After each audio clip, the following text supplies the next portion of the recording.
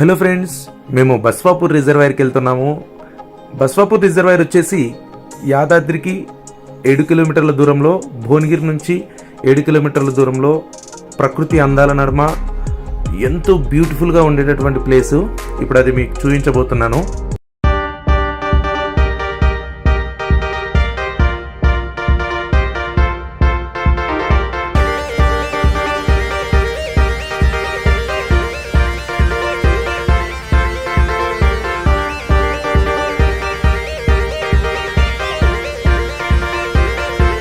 So friends, మనమైతే బస్వాపూర్ అయితే చేరుకున్నాము. బస్వాపూర్ రాకముందే మనకు వచ్చేసి ఒక కాల్వ ఉంటుంది. ఈ కాల్వ పక్కనే రోడ్డు ఉంటుంది. ఈ రోడ్డు పట్టుకొని మనం వెళ్ళాలంట.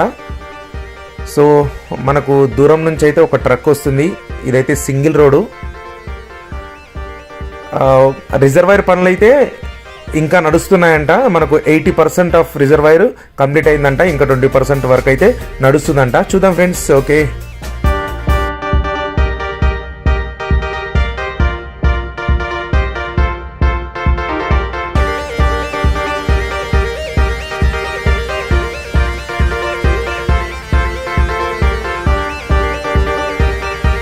ఫ్రెండ్స్, మనం చూడొచ్చు బస్వాపూర్ రిజర్వాయర్ వెళ్తూ ఉంటే మధ్యలో ఉన్నటువంటి కాల్వను చూడొచ్చు మనము.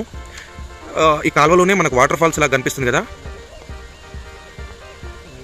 చాలా అందంగా కనబడుతుంది. చూడొచ్చు మనము.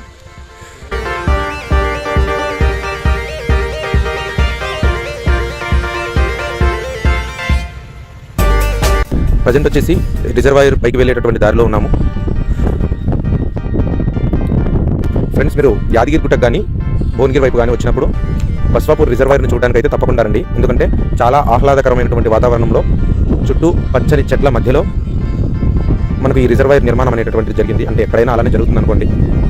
ఇక్కడ నుంచి ఈ రిజర్వాయర్ మీద నుంచి మనకు యాదగిరిగుట్ట అనేటటువంటిది స్పష్టంగా మనకు కనబడుతుంది.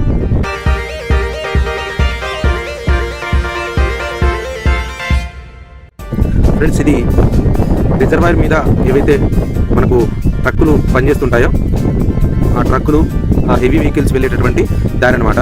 ఆ దారి గుండానే మనం రిజర్వాయర్ ఎక్కడం జరుగుతుంది. ఇంకా రిజర్వాయర్ పైన రోడ్లు మాత్రం ఇంకా వేయలేదు.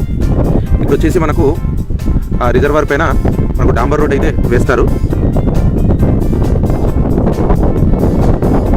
ఈ రిజర్వాయర్ మీద నుంచి యాదాద్రి వరకు రూఫ్ వే ఉంటుందని అయితే చెప్తున్నారు.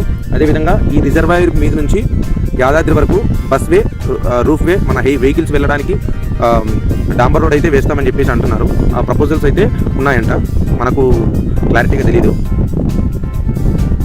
ఫ్రెండ్స్, చూడొచ్చు, మనమైతే రిజర్వాయర్ పైకి వచ్చాము. ఎంతో ఎంతో అందంగా, చాలా బ్యూటిఫుల్గా కనపడుతుంది. ఈ రిజర్వాయర్ లోపల ఎన్నెన్నో వందలాది తాడు చెట్లు మునిగిపోయి. ప్రస్తుతం మనకు కనిపించేటటువంటి నీళ్లు గోదావరి నుంచి వచ్చినటువంటి నీళ్ళు అయితే కాదు. ఇవి వర్షానికి వచ్చినటువంటి నీళ్లు మాత్రమే.